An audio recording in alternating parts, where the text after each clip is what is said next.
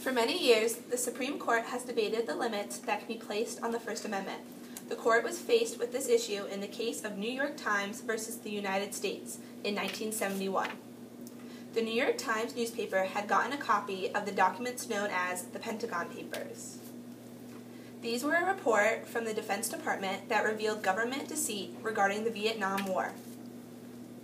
In a time when the American people were divided about the U.S.'s involvement in war, the Nixon administration tried to prevent New York Times from publishing the classified study, arguing it was a threat to national security.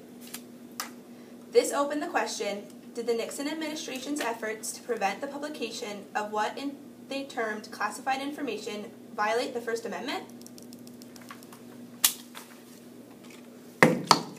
The next case will be the New York Times versus the United States.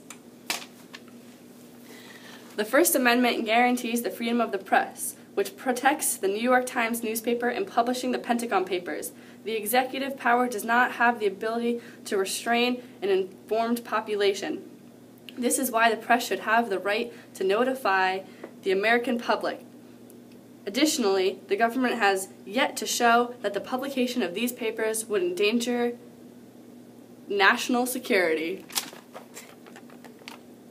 The First Amendment does not guarantee an absolute freedom of press, especially involving national security.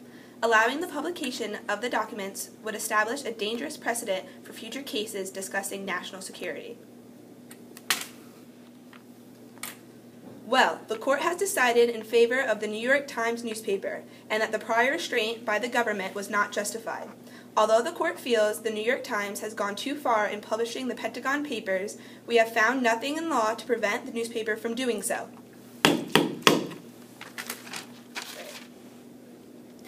The case was executed too hastily, and because of this, the court was not able to gather enough information to make a decision. Also, the New York Times should have discussed the social consequences of publishing the material before.